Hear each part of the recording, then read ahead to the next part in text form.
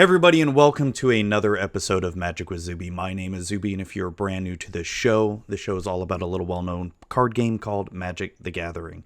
So today's episode, we have an awesome, amazing guest with us. We have none other than Zenaide Beckham, aka Zbexx, the Magic the Gathering cosplayer, and also someone who also likes to dress up as superheroes as well to go visit sick children and do charity events and go to Comic-Cons and, other kind of events like that too. Does some work for Extra Life charities and a lot of other cool stuff as well.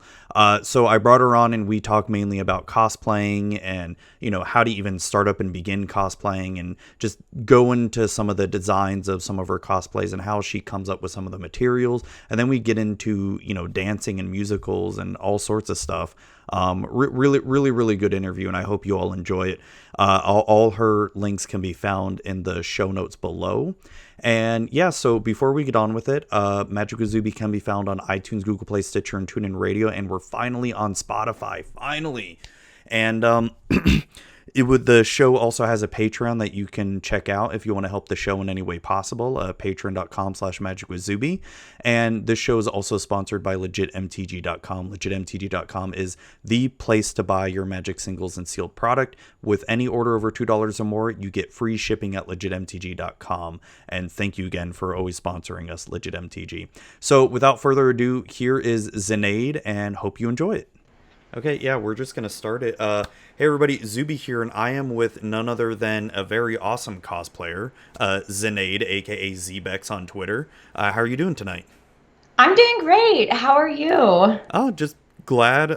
It's almost Thursday, because that's going to be the start of my vacation in a couple days. I just got to get through these next 2 days, and then it's vacation with the wife. Vacation right before release day? That's a pretty good plan that you had. Oh, I mean, I didn't even get it. I didn't even get a chance to go to Throne of Eldraine pre-release, because I'm trying really hard to finish up a bunch of projects at work. So I don't care if I had to work an extra, 10, 20 hours just to be able to take this vacation. It's been a long time coming. You deserve it.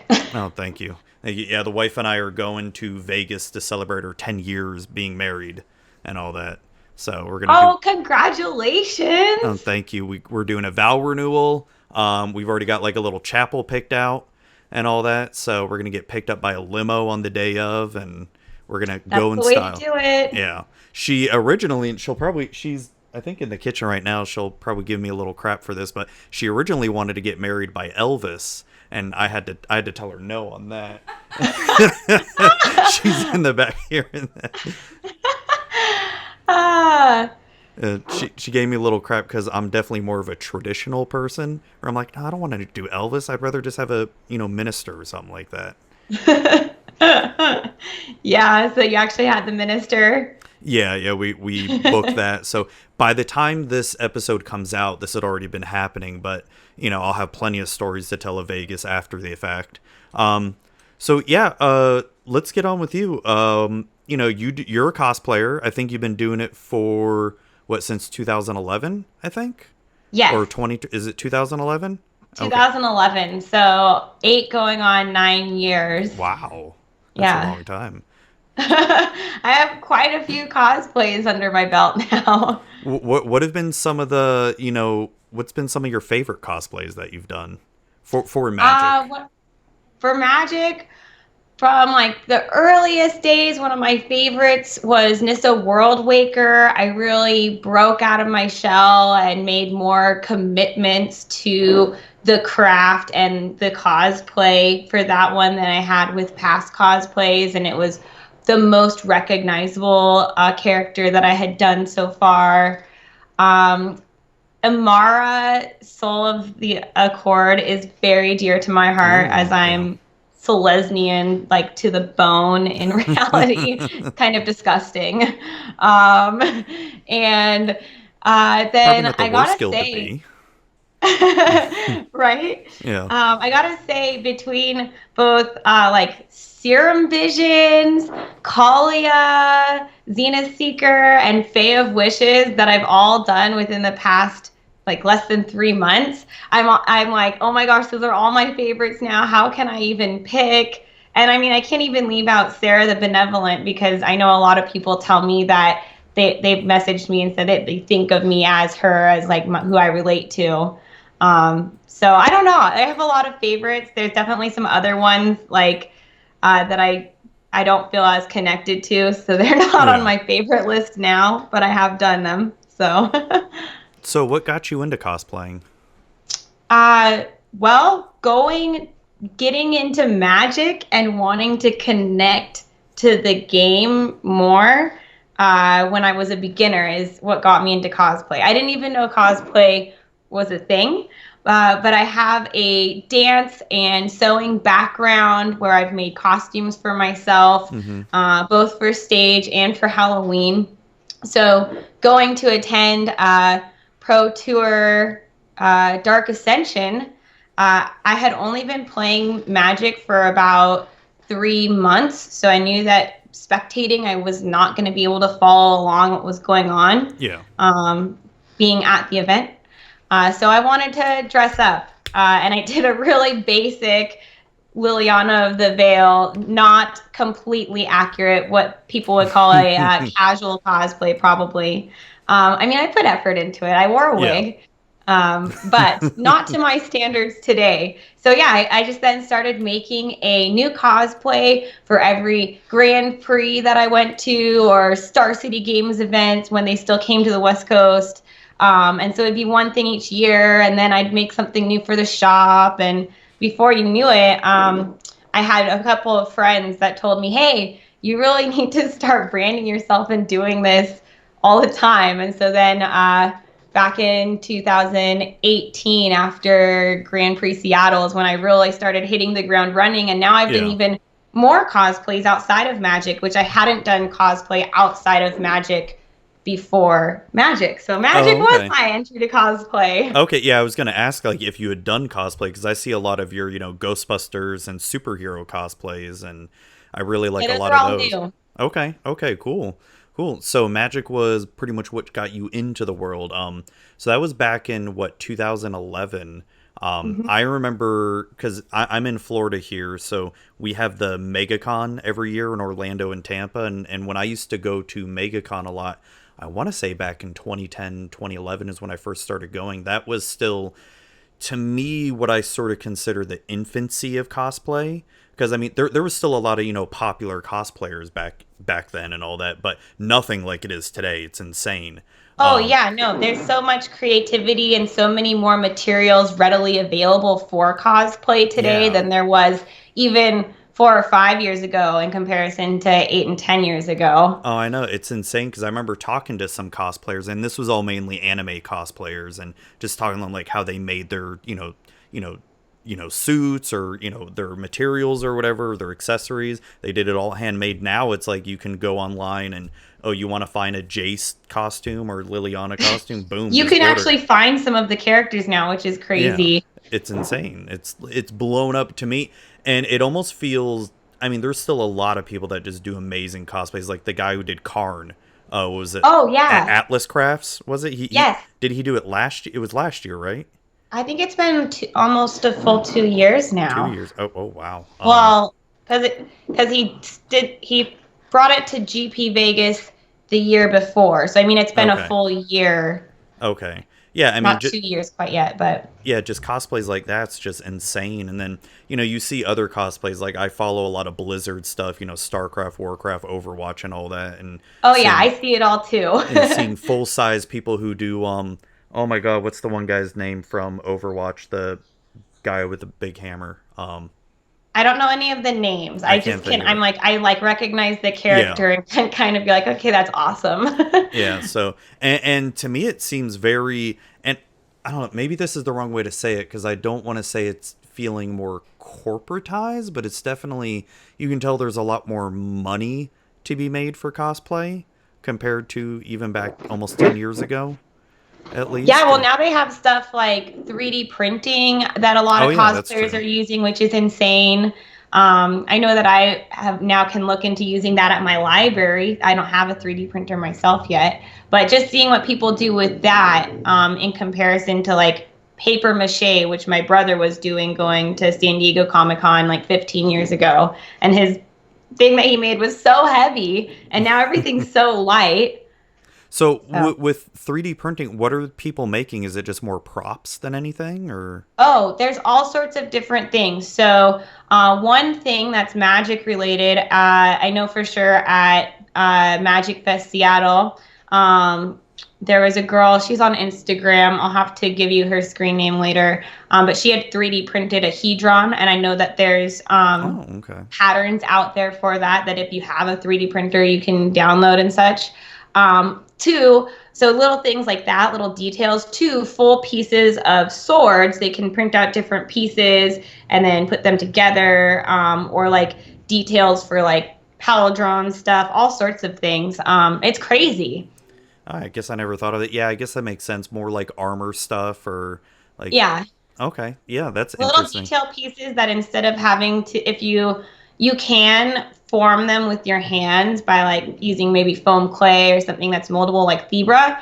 But if you just can have something printed for you, but yeah, it's crazy how the technology for other things is now coming into cosplay, which is really cool. So when you're wanting to do a cosplay, let's take the one that's at the top of your Twitter page right now, Serum Visions, right? Yeah. So when you look at the whole costume of it, I mean, yeah, it's you have a good reference point for the art, but then how do you decide like what the materials are that you're even gonna choose? Like the face part, right? Like how do you even come up? How do you figure out, the puzzle to that, like to make it come to life? Well, so I don't know why, but whenever I look at the Serum Visions art and the goggles, well, I really love it first off. Yeah. But I kind of think of John Lennon glasses.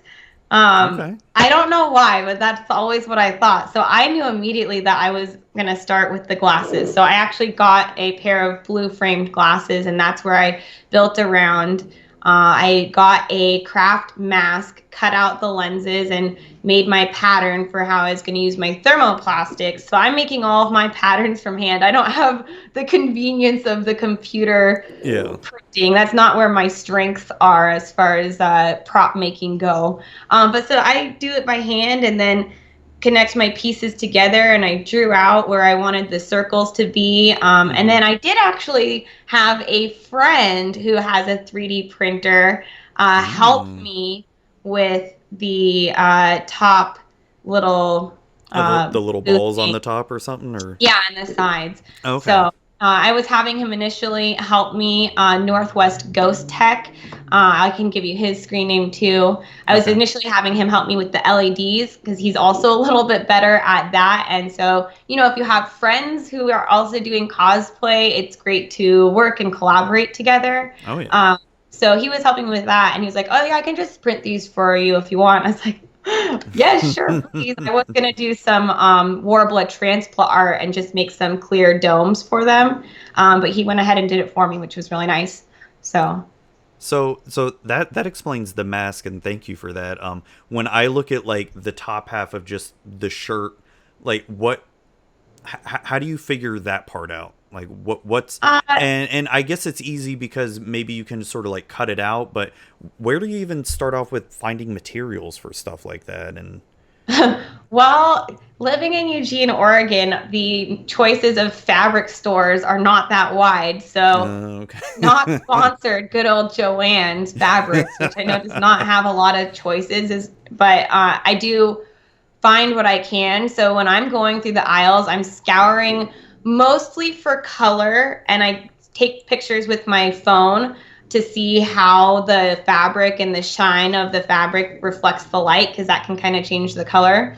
But I do take texture into consideration. Like that was kind of a suede, and to kind of have the hang and flow away from her chest like it does. Hmm. It does kind of hang a little bit. If there was maybe some wind, my cosplay would have moved a little bit. Yeah. But it hung and didn't cling to me the way a cotton would. It had a little bit more weight. And then the armor, I mean, I just use fibra. That's my favorite material to work with for armor pieces. And What's that material called? fibra, Thebra? I've never heard of that. It's a thermoplastic, so Oh, you can use okay. a heat gun or hot water at 120 degrees Fahrenheit. It becomes malleable. Oh, So, okay. yeah.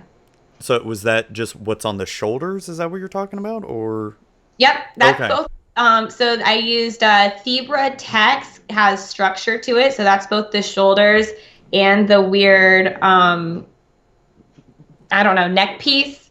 I don't know Okay. what to call that. As well as on the belt, those are also Thebra pieces. Okay, that's cool. And so Yeah. I don't know what the skirt part. I don't know what you would call that. The Skirt, yeah. yeah. What was that made? Is that similar, like just fabric right there? And Yeah, that's fabric. And I don't know if you can tell from that picture, but I did, if you look up close, I did select some light blue and dark blue thread colors. So when I serged it, it has kind of the same ribbony effect that it has on hers. So I did, there okay. are ways that you can think about finishing, even though they're just strips of fabric. I could have hemmed them and turned them under, but I thought the serged edge with some fancy colored blue threads would have a nice effect to it. And I did actually sew those to the shorts that I'm wearing underneath to stay covered. Yeah. Uh, but yeah, so that way they kind of flow away and they move really nicely since they're just attached at the top, very top. Oh, that's really cool.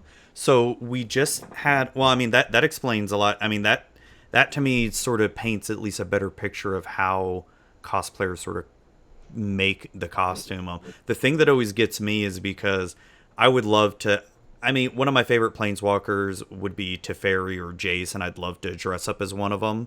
But it's Yes, like, you should. but it's like I had no idea where to even start to even make one, and I'm not creative at all like that. I mean, I'd have to just end up buying a costume, and that's about it. But You can get creative like Teferi. I'm sure you've got a white T-shirt, and then you go to like Goodwill and find like a blue shirt or a blue vest, and like you go with it. You can start off casual cosplay like I did. It doesn't have to be perfect. You can pay a little yeah. homage to the card art. That is true. That's true. Yeah.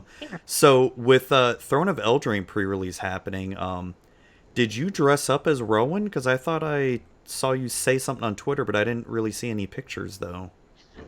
Yes, I did all of my Throne of Eldraine pre-release stuff live on Instagram this time. My Oh, local okay. game store, Addictive Behaviors, was sponsoring me to dress up and play in the events and be there to help people out. Yes, I did dress up as Rowan Kenrith on Friday night. And Okay. then on Saturday, I dressed up as Fae of Wishes. Okay. Yeah, I just saw the wings that you made for Faya Wishes. I didn't yeah, I love those by the way. That's awesome. Yeah. Yeah, I'm terrible. I don't follow you on Instagram. I'm No, and this is, I'm I mean, a terrible with little Instagram chance for too. me to totally shamelessly promote myself. Sure. Patreon users have already gotten to see my complete Fae of Wishes cosplay, and they will get to see the full set of photos before I start slowly posting them to social media. Okay. So if you want to see my full Fae of Wishes cosplay and you didn't catch my live stream on Instagram, go to patreon.com/Zbexx, ZBEXX, and you can subscribe for $1 to see stuff like that. No, that's So awesome. It's yeah, I'm terrible with Instagram. It's like I try to post stuff on there every so often, and then I never.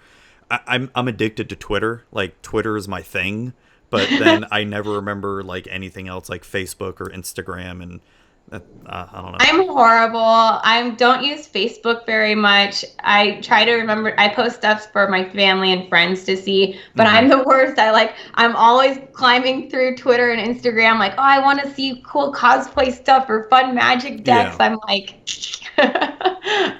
Oh yeah, for sure. One other thing I wanted to bring up, going a little bit off of magic, just sort of like a little tangent here. One thing that I noticed that you do, and in which I really, really like and have to commend you for, is a lot of when you do the cosplay, and it looks like you go to hospitals or children's hospitals and all that, and do cosplay for the kids there. Yes. What made you get into that? Well, volunteer cosplay, it has a really big place in my heart. I got connected with, I already had done some Extra Life charity with addictive behaviors. Do you know about Extra Life? Yeah, that's the isn't that like the video game charity? I see them like They do video games, but their premise is that you game for 24 hours yeah, and you yeah, raise yeah. money, and then they donate. You choose which hospital you're giving it to, and a Children's Miracle Network hospital in your area. So being connected with some of those people, I have a group of friends that goes and to the different children's hospital. Like we've been to that I've been to the Riverbend here in Springfield, Oregon, as well as Dornbeckers up in Portland, Oregon. And it's just getting a chance to give the children and the parents some smiles and lift them out of where they are. And it's not just hospital visits. I also do some volunteer events that happen in the community, whether it's like 5Ks as well as free comic book day. And Eugene Springfield area has a really cool one called Hero for a Day, where less fortunate families have kids and they get to come and pick out a superhero outfit. They get to take it home and they get to hang out with a bunch of heroes and characters and get pictures with them and do all of the events at, like, you know, rock climbing and face painting with the heroes. So it's just, if I have the costume, why not take a little bit of time to give back and do something? So it's important to me. I like being, you know, it's fun to be the person walking around at the con, like in costume, or at the Magic Fest. Yeah. It's just as fun to be in a room with someone and spending a little bit of time with them, even if it's only 5 or 10 minutes, just to be like, hey, I really care about you and hope that you're going to have a great day, and, you know, just talk to them about things that they like and get them out of their heads. Oh, that's really good. How long have you been doing that for now? Over a year now, pretty much. Okay. Since about January of last year. Oh, that's really cool. Yeah, because I'm just taking a look at your Instagram here. I see some where you were dressing up as a Ghostbusters, and then also I love the Captain Marvel one. Captain Marvel is really popular for the hospital visits, since it's recognized. She's a really recognizable character. I can't really bring any of my Magic cosplays because they wouldn't really make any sense. Yeah, they would. They'd have no idea. Most of them would have no idea what you're even cosplaying as. Yeah, most of my friends and family like when I put the like card art up next to my picture, because they're like, "Oh, then I know what you're dressing up as." Yeah, for sure. No, I really like the Captain Marvel one. When talk to me a little bit about the Captain Marvel suit, the red, white, and blue one. Was that something that you bought, or did you make that? I did buy that one. Okay. The movie was coming out, and I had the Kree suit, which I also bought for Gen Con last year.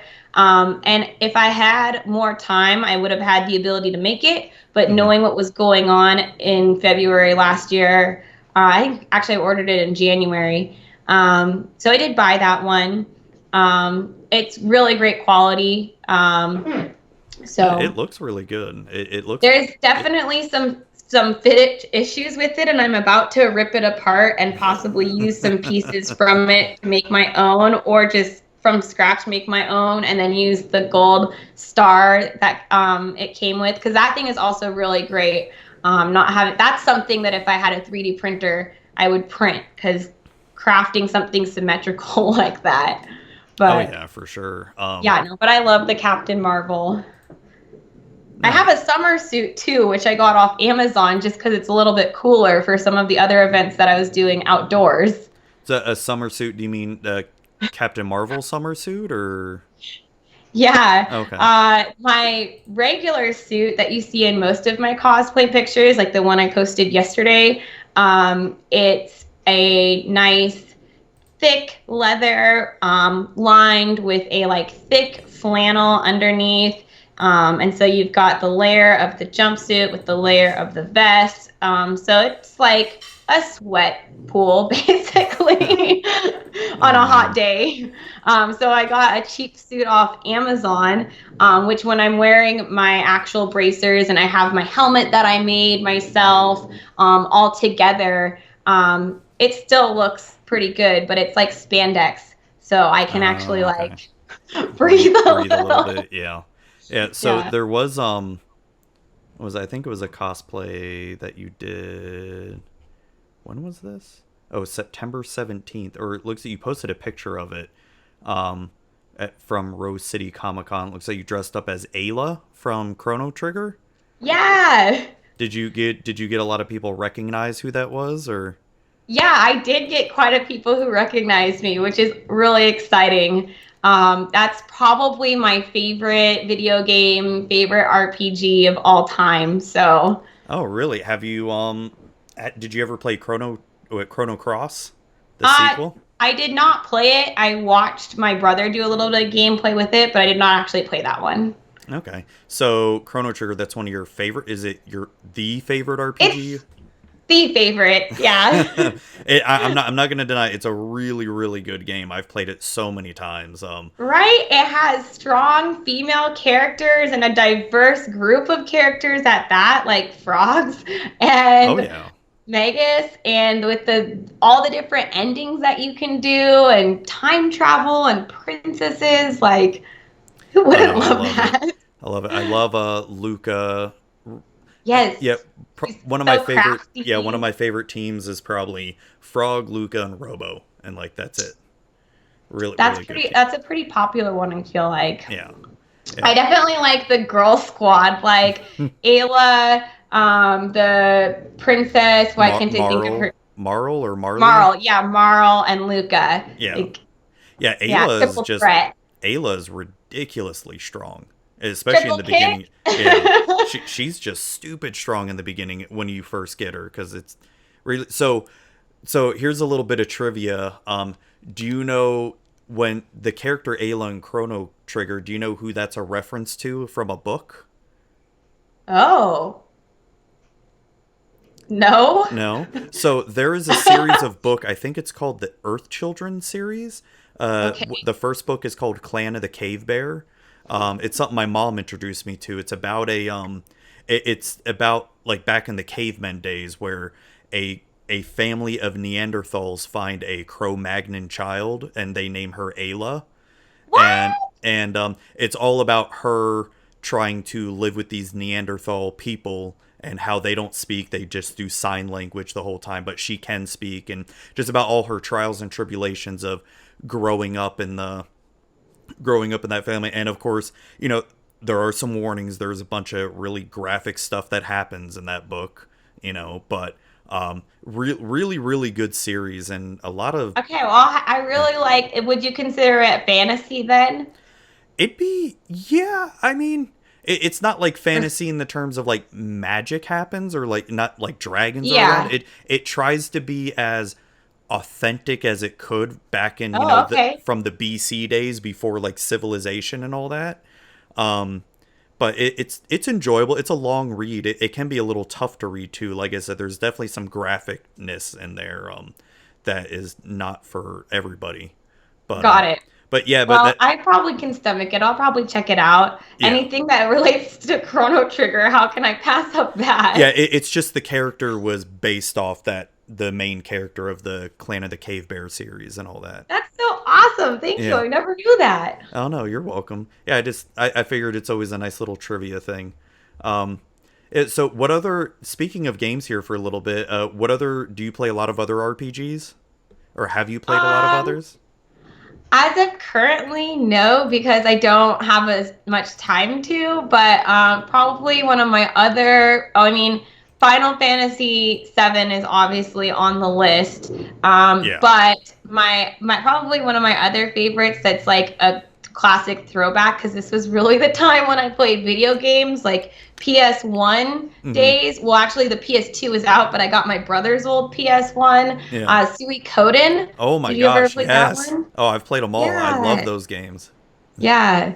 I have some good influence from my older brothers on taste of video games, so Oh I yeah. really lucked out on that. Yeah, the Suikoden series was great. That's actually one of my favorite games. 1 and 2 were I some of loved my how you favorite. could just walk around and meet everybody. It's so Yeah, great. I know it. The only thing I didn't like about those games was I had to end up using a guide because I didn't want to miss, collecting everybody and all that. And Yes. Yeah, but I think my brother played it through once without and then got the guide. And I just was like, whatever, I'll talk to who I talk yeah, to. that's good. So speaking of Final Fantasy VII, have you seen I mean, you're aware of the remake, right? That's coming out What? next year. Yeah, the On what remake, system? PS4. No, so that's the problem is I don't have like we've got an Xbox One, I think is our no Xbox 360. I don't know. That shows you.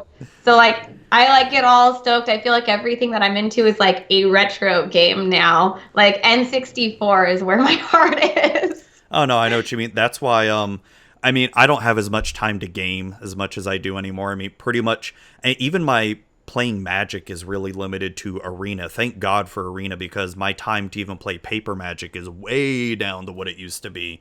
But no, as far as like consoles go, like if you ever are in the mood for a console, I definitely recommend the Nintendo Switch here. It is probably Okay. one of the best consoles I've ever owned. Because I mean, not only because it's portable, but you can hook it up to your TV as well, and you can play all the old Nintendo and Super Nintendo games on it too.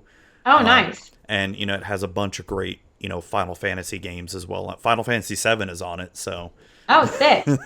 Well, I might know what might be going on my Xmas list. yeah. No, I feel like I've been doing a lot more traveling for work. And with all the airplane rides I have to take, that is like the best kind of system to take because it's either I'll read a book on my Kindle or I'll play a game on the Switch. So Nice. it's perfect for traveling. Yeah, no, I just thought I would bring that up. But yeah, I wanted to bring up the Final Fantasy VII remake since you mentioned that game, and definitely look that up because it blows my mind how the game looks, and they're completely redoing the entire game. Oh, With that sounds awesome. I mean, just like we were saying for cosplay technology, the way graphics have come, so it oh sounds my like it'd be gosh, pretty yeah, cool. yeah, and I I mean so mean, many. I love the old pixels, don't get me wrong, Oh yeah, but for sure. flashy stuff is cool too. Oh yeah, no, especially like the new designs for Eris and Tifa as well. They look really good. But so you started Magic cosplay back in 2011. Is that when you started Magic too, or a little bit before that? Yes, I started playing Magic in 2011 as well. Okay. Okay, and what were you more geared towards, like playing limited or standard, or what was some of the favorite stuff you liked playing? Uh, Definitely. I knew going into Magic when I found out about all of the sets, I was like, okay, I can handle limited and standard because that is a smaller card Hmm. pool where if I have to look at all these cards for modern, okay, here's something kind of funny. Like when I started, it was M12 pre-release was my first event. So, Scars of Mirrodin was Yeah, that was right in before, right? Yeah, Scars and Mirrored. or yeah, Scars of Mirrodin Yeah, was yeah. in, and it was right before Innistrad. Yep. So I went through and like went through all of the cards from Scars at block that were green that were not rotating out. And I like wrote down each green creature card that I wanted to play in a deck that was not rotating out, and then like made a deck that would not rotate. I mean, I don't know. I was running like one of Blade Clubber Scout, one of this Glistener Elf. I felt like I don't know. But yeah, so I liked standard. I wasn't, and then I had decks handed to me because then that first deck wasn't really that good. And Yeah. then it wasn't until Return to Ravnica when it came out the next year that I was actually grasping the game and really building my own decks that were decent. Yeah. Um, but yeah, so I've started with really liking limited and standard and pre-releases since that was my first event. Sealed is still one of my favorites. I know some people don't like how swingy it is, but I think I'm pretty good at just focusing on what I've got and making the best deck from it. So, Oh yeah. Oh yeah. I've had many sealed pre-releases where everyone around me opens up all these bomb rares and planeswalkers, and I'm like, oh, open up absolutely nothing, and then I end up going 3-0 or 4-0 because I just like you, I try to make my deck as tuned as it can. If you know how to play and pick the right Yeah. cards, then you can make it work. And as long as you don't get salty too easily either. Yeah, Uh, yeah. my husband, when he was teaching me how to play, oh, and still to this day, whenever we go on vacation, we do Rochesters a lot, like the 2-person draft. Oh, yeah, yeah. So that's another reason why I really like limited and can look at the card pool, because when you're both competing to make the best deck out of what's there, um, it's funny. He's like, you pick a lot better cards than you used to. So do you like Cube? Have you ever done a Cube draft before? Oh, yeah. If I about a month ago on Labor Day weekend, I did a vintage cube and had a sweet Esper deck. I posted it on my Twitter page. You'd have to scroll way back though because I post Yeah. too much. Was But yeah, that on Magic Online, or did you do it on paper? no, on paper. Oh, awesome. Yeah, Oh, that, vintage cube and paper. Lots of cool foils, some collector's edition cards, but no yeah, it's proxies. Cube, yeah. Yeah. So do you have your own cube?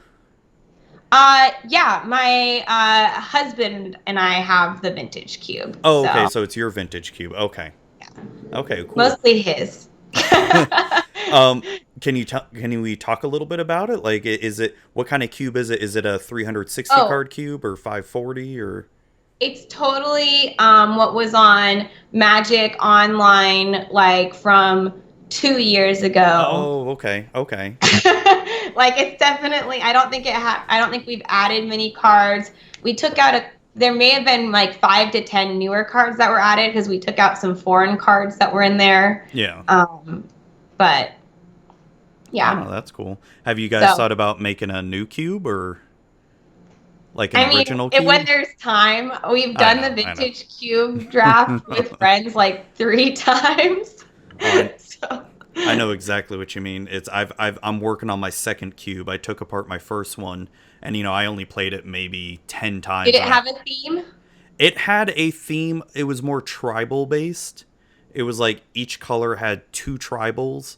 Like white was, humans and angels, blue was what, wizards and sphinxes, I want to say.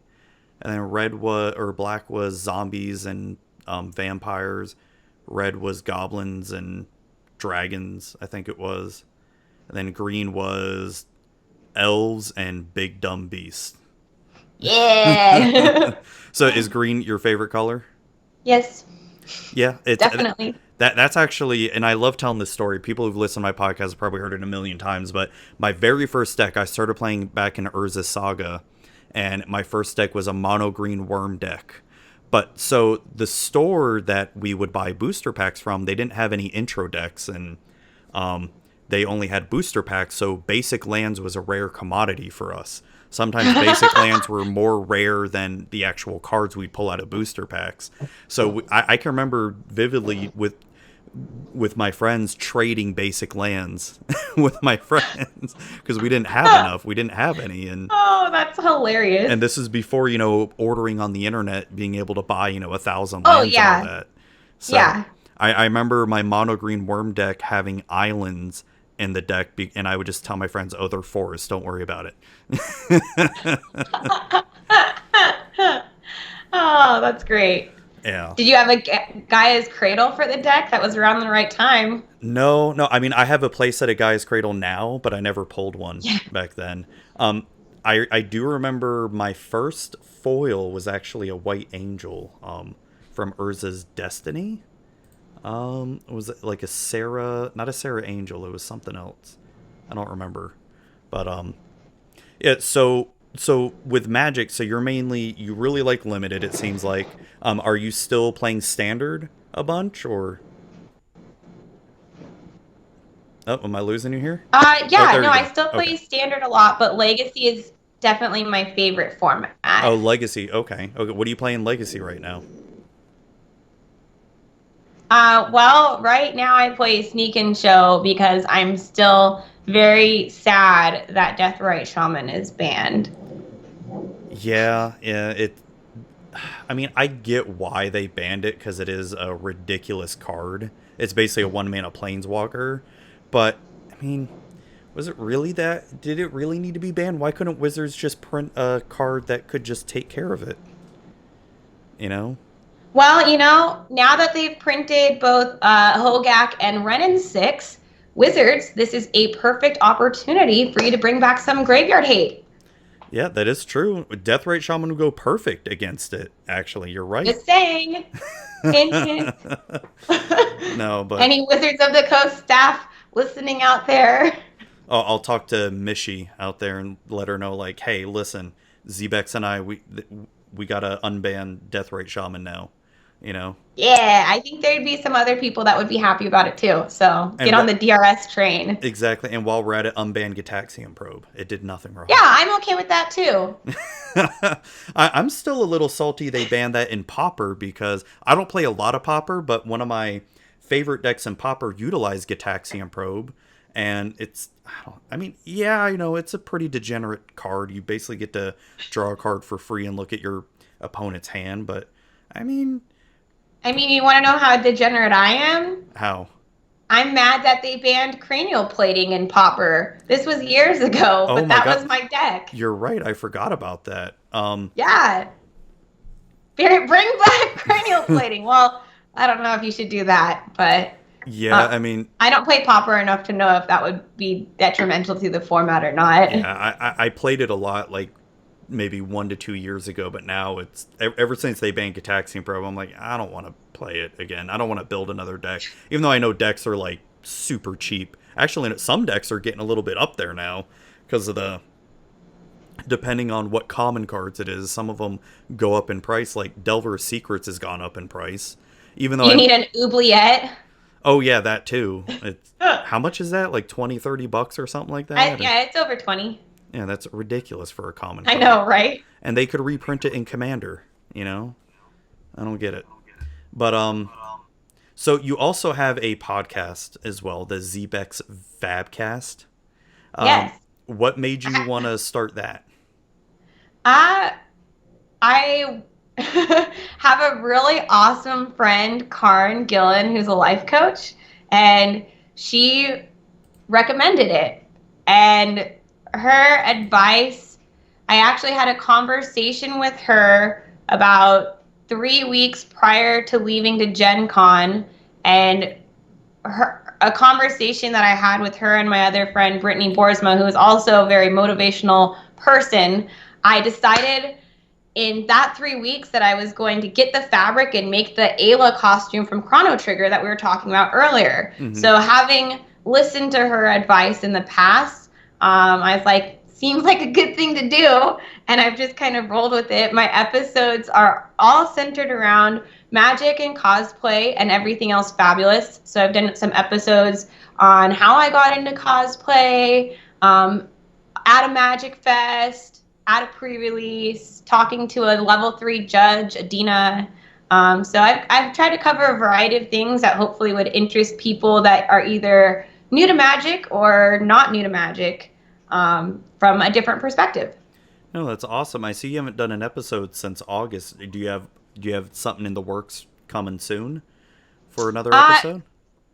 I have been brainstorming some ideas, and I have definitely contacted a couple of people. Mm-hmm. So I do have a couple of Magic celebrities or Magic YouTube personalities that I've discussed having on the podcast. Maybe you should be on my podcast too. Sure, I'm down for it. I can talk to you. I don't know. I don't do cosplay, so that's okay. I want to do some focused spotlights on content creators, just mainly in one episode. But yeah, so there's maybe a couple of episodes from the different people that I have to talk to. Now that the roller coaster of Grand Prix Vegas into Marvel Superhero Night, into Rose City Comic Con, into Throne of Eldraine pre-release is done, yeah. I feel like I'll have some time to focus a little bit more on the Zbexx Fabcast. Yeah, it sounds like you've been really busy with that. Do you enjoy being that busy with all this cosplay, and is it Yes. I mean, I still find time to do socializing too. Like I've still gone to, football watching parties and, birthday parties on party buses. And I mean, I play paper magic 2 times a week. I mean, I keep myself busy, but I'm still having fun. I take Oh, my that's good. dogs on my young dog on a walk. My older dog doesn't walk as fast. No. But yeah, so I like staying busy. Um, yeah. Oh, that's awesome. So what's some When I advice? was growing Yeah. up, I was always doing one thing from the next. Like I remember I'd have like, tennis practice, so then I'd like practice piano, and then like dance practice after that. Like it would just and then do homework sometime after that. So speaking of dance, what kind of dancing did you do? I did the whole shebang of everything, the basic ballet, tap, jazz, Okay. as well as I did do point, which is where you go up on your Yeah. toes, Yeah. and hip hop. I love hip hop, Mm-hmm. modern as well. So I didn't do any ballroom dancing, but any of the like on stage solo dancing, I've definitely done a wide variety, even like some African dancing and That's uh, awesome. drumming, such. No, no, I only asked because my older sister, she was a dancer for a long time. Did pretty much everything that you just mentioned. And so I remember as a kid, and I used to hate it as a kid, especially when she first started doing dancing. We'd have to sit through, 2 3 hour dance recital, but she'd only be in Yep. like one or two numbers, and I'd be so excited seeing her, but everyone else would be like, okay, I'm bored. And and I know it sounds bad, but especially when it's the little kids doing dance, and you're just like, oh god, it felt like You're forever. like, that one is not even with it. And I tried putting my daughters into dance.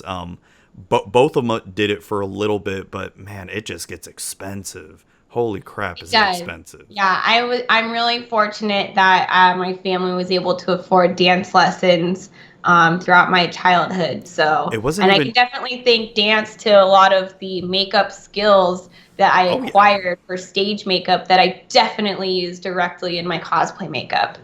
Oh yeah, for sure. It wasn't so much the lessons I remember. It was like all the costumes and stuff. It's like I always felt like, man, these friggin' dance studios are trying to gouge us because we try a few dance studios and then, we just and then some of the kids just, both my daughters just ended up falling out of love with it, and I'm not gonna force them to do it or anything like that. But I was pretty lucky. Both of the dance studios that I went to growing up, one of the first one was a mother-daughter, and the mother sewed all of the costumes. They would just be like some cool shirts to put over a leotard, and so she'd rotate through cool costumes and like kind of rent them out. And same with the other one. If even if you had to buy a costume for competition, a lot of those mhm. catalogs have like MSRP, so that if you're a dance studio, you can make money off of your clients by them Yeah. buying costumes too. But our teacher would just give us like, here, look, this is the price that I'm buying it for. You just reimburse me for it. So I was pretty lucky to have Oh, people that already no, knew that's it really was an cool. expensive thing. Yeah.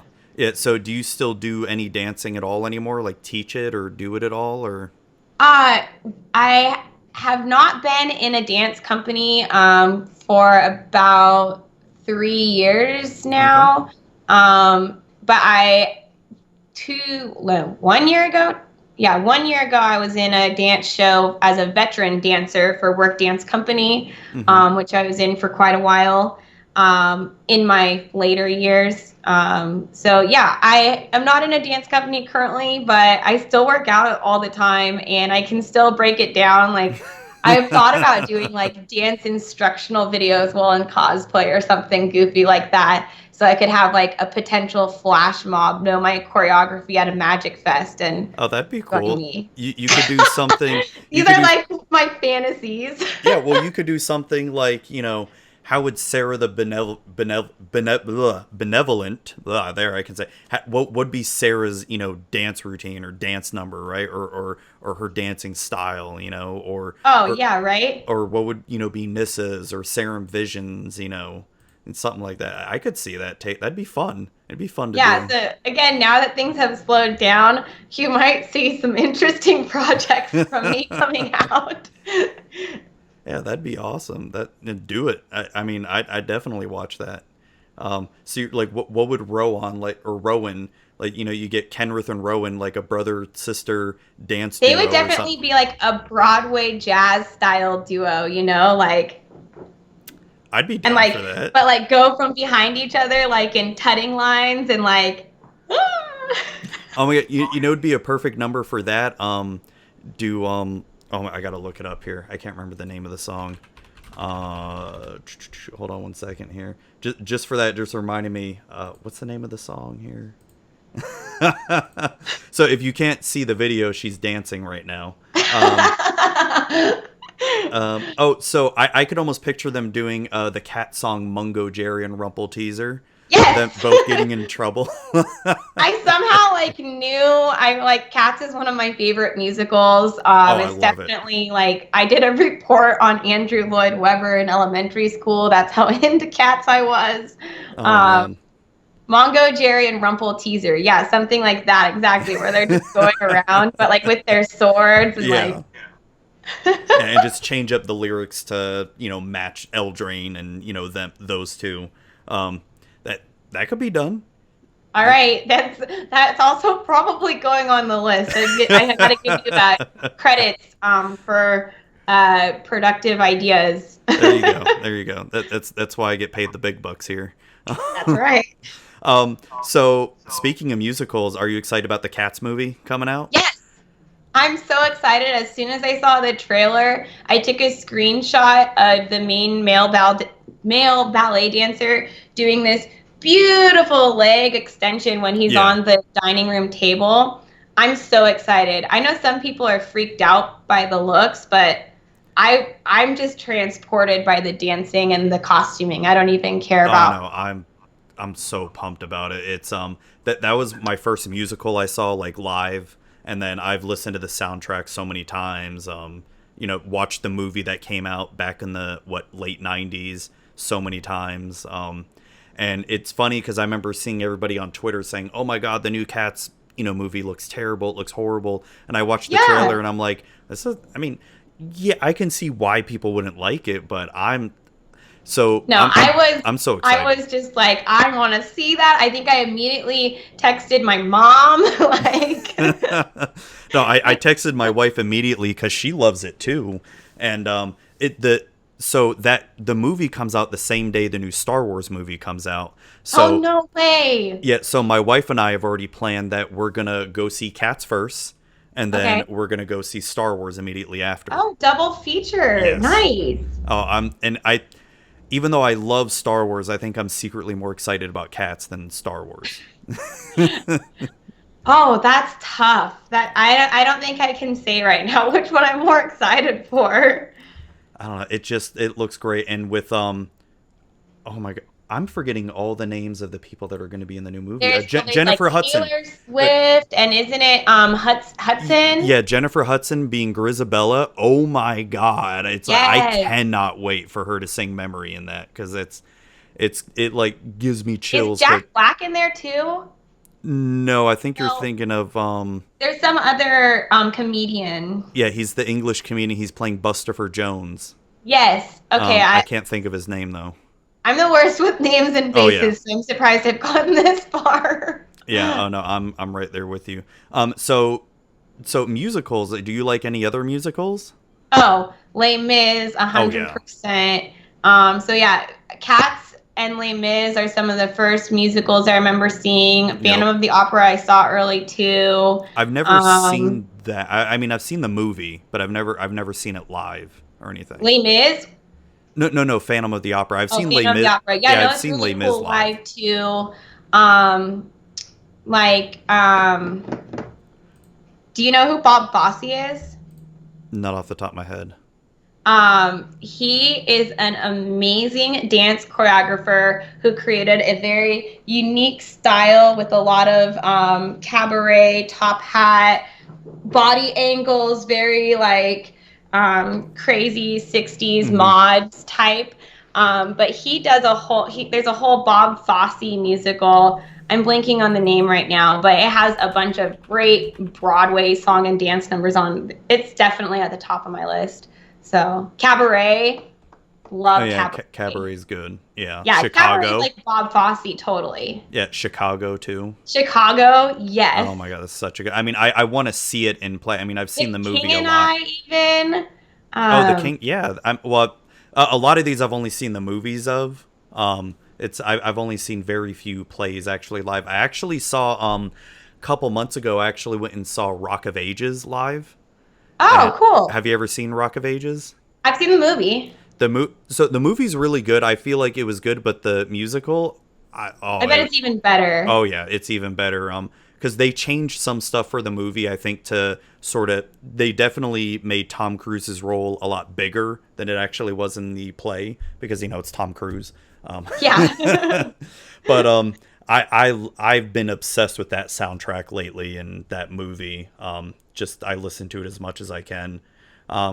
So yeah, that's cool that you like musicals too. Well, I guess that makes sense. You being into dance and Yeah. you know, I like all sorts of music, whether it's classical to hip hop to rock and roll. The musicals just go right along with the dance and the costuming. It's funny because when I come out of watching like movies or anything, I'm definitely first commenting about what people were wearing or, the makeup or the dancing or like that scene. I don't know. I just like movement and visual effects. yeah, I'm definitely more about the story and the music of it, the actual music, because it's Yeah. to me, it's like the music makes the movie, Oh, yeah. even if it's not a musical, it's like Yeah, I it mean, really connects your heartstrings to those moments when you're oh like, yeah, oh, especially Howard Shore doing Lord of the Rings music. It's like I've listened to that soundtrack so many epic. times. He brings Lord of the Rings to life. It's insane because I still have some issues with the movies because I'm obsessed with the books, but the music though is it. I can't fault the music at all. Even The Hobbit, when he did the music for The Hobbit, loved it. The Hobbit movies had their issues, but the music was top notch. Yeah, I do agree with you. I love all of the music, the scores in all of those um, movies that have come out. All the Lord of the Rings ones. Oh yeah, oh yeah. No, so that's cool. Like I'm super excited about Cats. What have been some other musicals that I've seen? Oh, I have you seen Book of Mormon? No, I haven't actually. I want to see that so bad. I was just I do wondering want if to you. see that too because I've heard that it's really funny. Yeah, and it's crazy that the creators of South Park have made something like so popular, and it's won a bunch of was it musicals get Grammys? I think it is.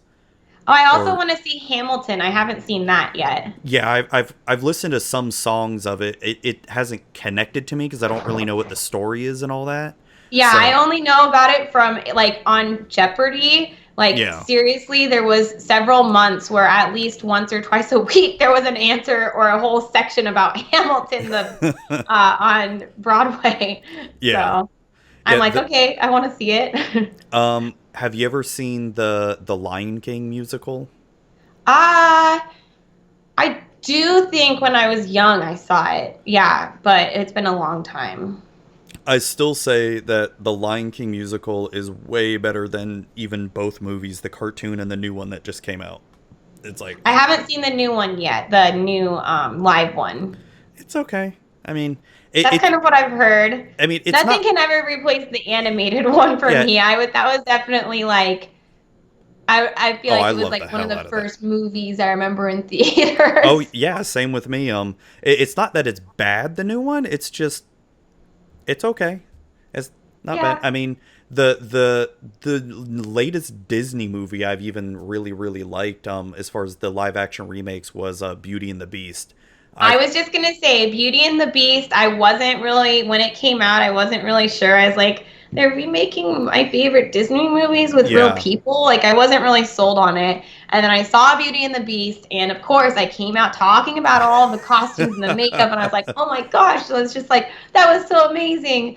But I haven't seen any of the other ones since. But from everybody that I've heard, they've all been like, just wait till it's on video. So honestly, that's why I haven't seen them yet. with how busy I've been, it's like, sure, okay, well, I haven't Yeah. been to the theater anyway, so. Yeah, like the other one that came out this year, Aladdin, that one I actually enjoyed way more than Lion King.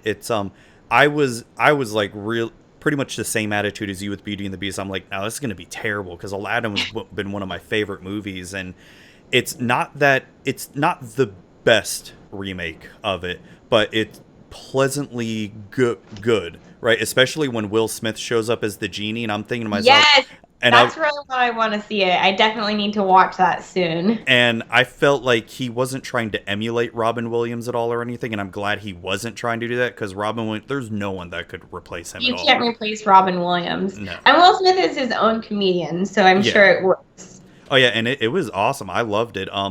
The only thing that just felt off was just Jasmine's new song, and Oh, they put a new song in? yeah, she has a new song like called Speechless, and it's not that the song is bad, it's just the timing of the song feels completely weird.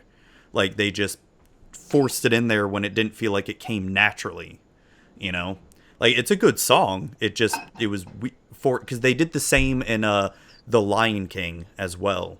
Oh, okay. Like Beyonce has a new song in it and it just felt very forced in it. Okay. You know what I mean? Like it kind of Yeah. disrupted the flow of it. Like, wait, what? What's going on now? Well, when you're used to a classic Disney story for so long, and then Yeah. they're like, by the way, let's add this in. Yeah. Like, okay, Yeah. we'll get used to it, I guess, maybe. Maybe Yeah, not. maybe. Yeah, I didn't. But yeah, Aladdin, I felt like was way better than Lion King. Will Smith, I think, pretty much saved that movie with him being in it.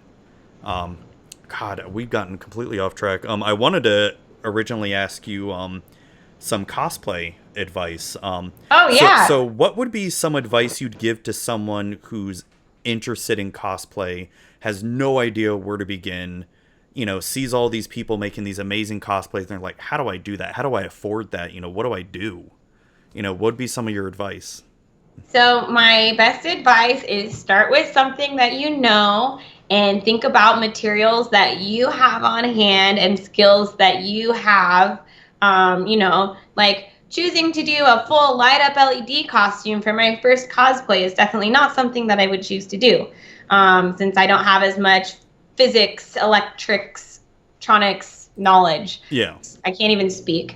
But where I do know how to sew, my first costumes all involved me sewing because it was something that I knew how to do. Fabric was easy for me to acquire. If you do have a shop and have someone that can like weld or solder some like light pieces for you in some way, talk to people that you know and collaborate with cosplayers. I'm always open for questions. I answered a couple of questions for people this week on how to do some ideas for cheap Halloween costumes. So I definitely don't mind.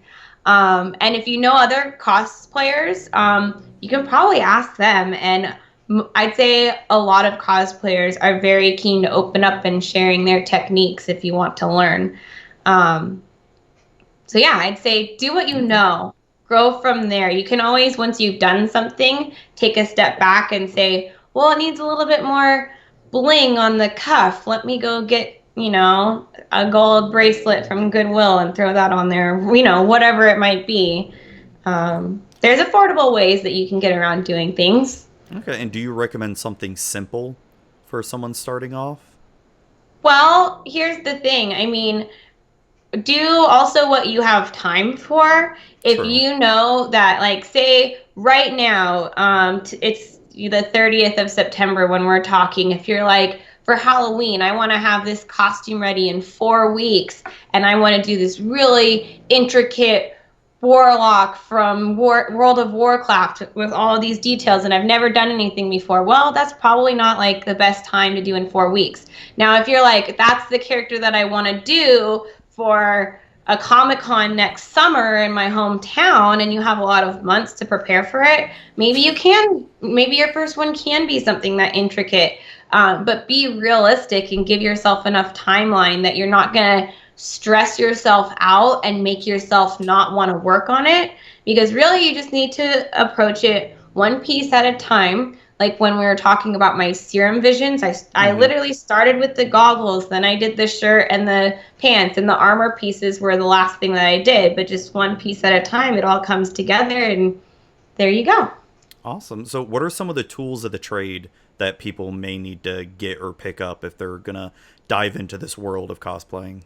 Yeah, so something that's really handy for thermoplastics, for making like armor pieces. If you are using thermoplastics, a heat gun is very handy. I know working with foam, you can also use a heat gun for heat shaping. So that's something that you could get a really fancy one from Home Depot, or they do have cheaper ones on Amazon. So, you can also use a crock pot with water, but it's not that easy. What? So that's where heat gun is nice. I definitely would say super sharp scissors. If you want to get nice lines on your fabric, using scissors that you cut paper with is not going to be good. So if you get nice scissors too, only use them on fabric. Oh yeah, I know about And that. My wife is she crafts. She likes making bows and what else? She likes making bows, tutus, and some other like shirts yes, and stuff. And I see her like have all these different kinds of scissors, and I've always asked her like, why do you have so many scissors? I mean, she's like, oh well, this one's for this fabric, this one's for leather, and I'm like, oh okay. yeah, or even like if you do already own a sewing machine, having a pair of really small scissors is really nice, so that you Yeah. for just picking up and clipping little threads. Oh, one thing that I recently purchased that I am just like, wow, everybody should buy this for $20 is a snap plier, something that can apply snaps. Oh, okay, okay. So if you look at pictures of my Kalia cosplay on the skirt, I actually made a skirt rather than a dress. You can see a little black snap, and that was like to have it go around the ring the way that I wanted to have the fabric do. Oh, I I see did it. not Okay. have that for Sarah, and I was like, that was so easy. So I went back through and actually I had stitched Sarah. I actually went back through and added some snaps rather than Velcro, and it was like $20, came with a pack of 360 different colored snaps and the whole toolkit. And I was like, I've made pillowcases that my dogs are sleeping on right Oh, now that's in cool. college football printed fabric. And you just make little snaps to, like, that was seriously like awesome. Oh, one other thing for sewing, I just want to give you all the pro tips. Yeah, no If, problem. straight pins are what I had always, with the little ball heads on the end, or what Mm-hmm. I had always used before. And I recently discovered like these little clamp pins. Um, they're great. I got like 100 of them off Amazon Something for like 10 this. bucks or Or wait, I don't something. know if you can see. Wait, hold on, this camera. Something like that, Yeah, or kind of like that. okay. Yeah, it's so great because certain fabrics that pins just kind of fall out of, those clamps keep together. So yeah, Sorry, those actually are some of my favorite tools. sorry. My wife's like little craft. That's I don't even know. I don't perfect. want to know what the heck to call it. She's got this like craft. Like every little drawer has like little tools for her, and I'm like, I just saw the little clamps at the top. Yes, and having little boxes and little spaces, totally like KonMari, is very important for keeping your craft space organized so that when you are crunching, everything's in its spot. Oh, that's awesome. Oh man. So, oh shoot, there was another question I wanted to ask. I don't remember. So I've had some other cosplayers on the show here. I've had Tappy Toe Claws, Sydney, and Yeah, I've had Ariel, Mrs. Air Bubbles now, um, yes, on them. So with you going to a lot of these GPs, has a lot of these been sponsored by Channel Fireball for you? yes. Okay, that's cool. So what is it that you're like? I guess for lack of a better word, what are you doing at these GPs like when you're being sponsored by them? Sure. So for me as a sponsored cosplayer, I am competitive, so I am sponsored to play in the main event. Okay. And then, so I'm in costume, and in addition to being in the main event, when I'm not in cosplay, when I'm not playing in the main event, especially like on Friday, or if I don't make day 2 Sunday, then I'm playing in side events. I'm walking the floor and chatting to people, available for photos, Hmm. just making the atmosphere of the event come to life. So, do you have any kind of schedule coming up of what other GPs you're going to be attending soon? I do. So the next Magic Fest that I will be at is Magic Fest Portland. It's December 20th through the 22nd in Oh, Portland, nice. Oregon. Nice. I wish I could attend that. Being in Florida, I feel like everything's just so far away. I can relate. I have not made it over to the East Coast for cosplay. The furthest that I've made it for cosplay is, well, I guess Indianapolis. Um, Okay. but that was not a sponsored event. But yeah, so I would like it to make it over to the East Coast, but I need a little bit more sponsorship to get Yeah. over Yeah. there. No, I need something. I am gonna try next year at least to try to either go to GP Seattle or GP Vegas next year. Because I was gonna go to Seattle this year, but then life happened. Couldn't make it, and Vegas instead. I'm going to Vegas in a couple days instead, and it's gonna be not as hot as probably what it was back in August when during GP Vegas. Right? Yeah, I know. Thank goodness. Yeah, I'm really waiting for them to release the schedule yeah. for No, they next haven't done it year's yet. Magic Fest. I always feel like it's like too close to the end of the year. I'm always wanting to know what's happening in January and through March sooner than we get it. But so I'm waiting to find out that schedule to start planning stuff for next year. I also will maybe go to Seattle, maybe to Vegas. I am my one of my goals for this next year, depending on where the schedule is, if there's some cities with some friends or family members that I haven't seen in a while, I want to try to make it to some locations that I haven't been to before, since I have been to Seattle and I have been to Portland and Yeah, Vegas a couple of times, rather than going to one of those, maybe a little bit extra on the travel costs to be out there. So yeah. It probably doesn't even cost that much for you to travel to Vegas, right?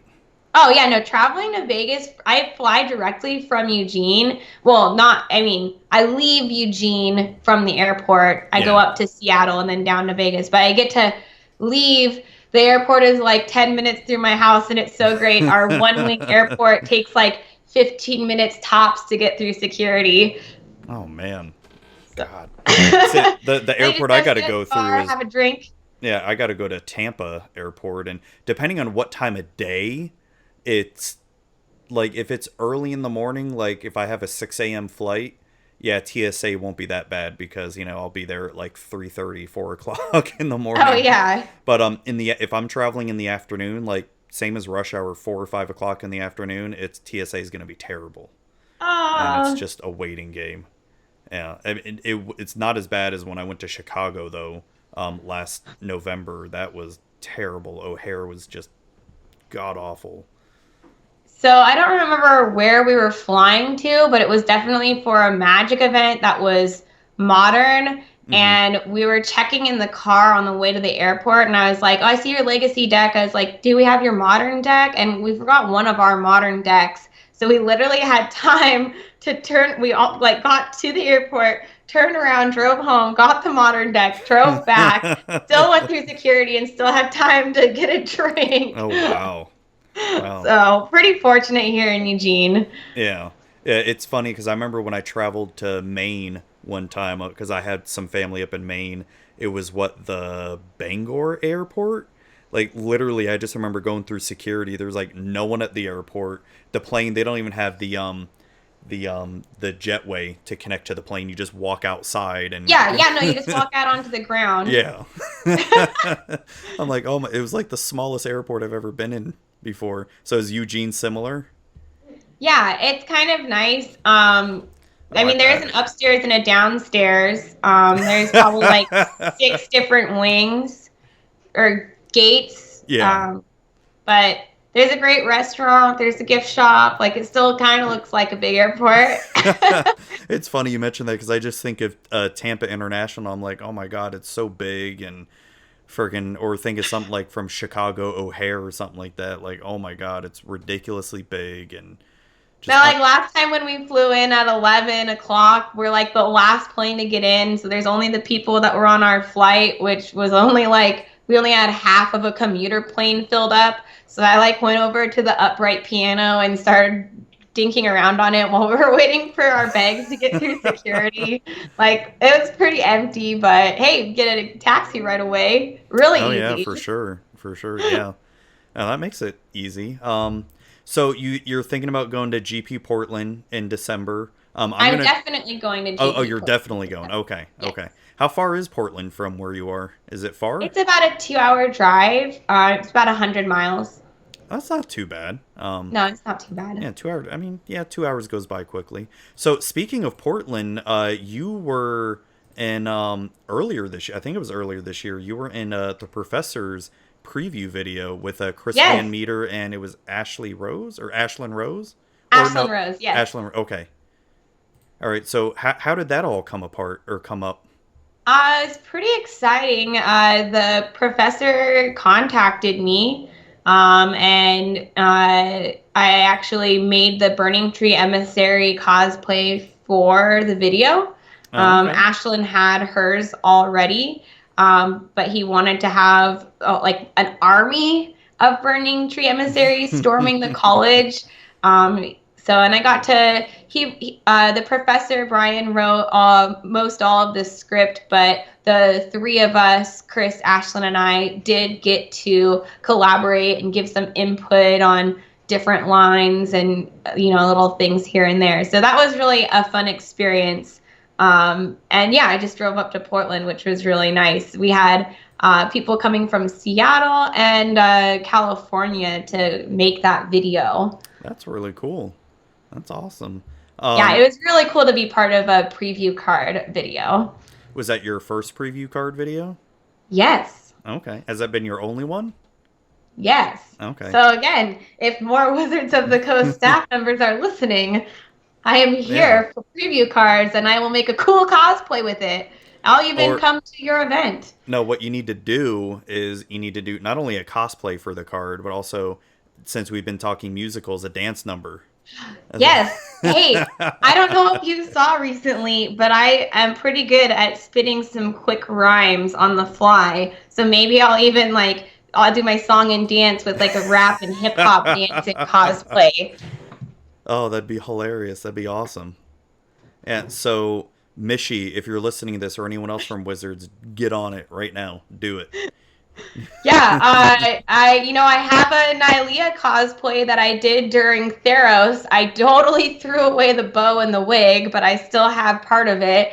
So if you need anything for Theros Returned, Wizards, hit me up. I'm super excited about that set. I like Throne of Eldraine. The art and flavor is amazing, but I love Greek mythology, and I can't wait to go back to it. I'm sad. See, the one thing that I'm a little sad with the way Wizards is doing sets now is I like that each set is a big set, and we no longer have the big small small or big small big. Yeah. But we're only in we're only in Eldraine for one set, which is sad. I wish we were This at year is least. going to be weird. It's going to go by so fast with I know. having one set per season. Yeah, I mean, I know it felt like, I mean, with the Ravnica coming out last year, it felt like a normal kind of season of Ravnica because we had technically 3 sets in Ravnica.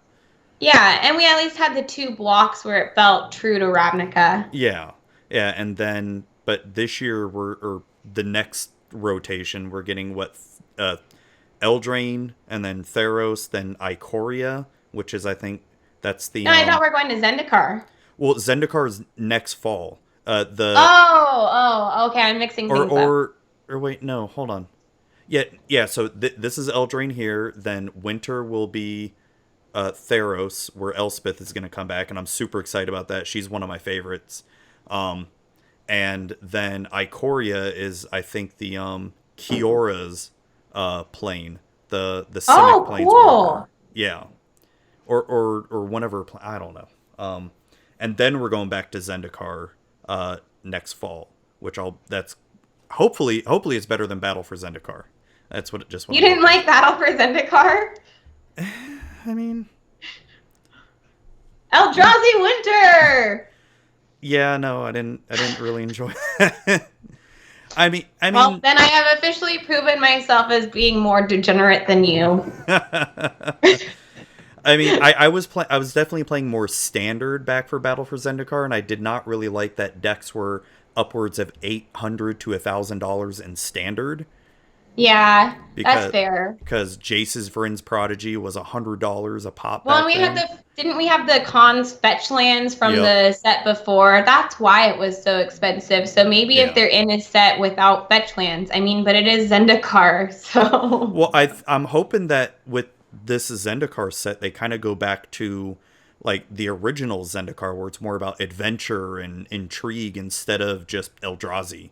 Because that's kind of just what was shoved in our faces, was just Eldrazi, which it wasn't bad. It was just it didn't feel like Zendikar, though, like the original Zendikar. Yeah, Zendikar needs kind of a rebirth since it's all been, like, turned to dust. Pretty much, yeah, since they killed Ulamog and Kozilek, you know. Yeah. So hopefully it sees something like that. Like, just no Eldrazi, please.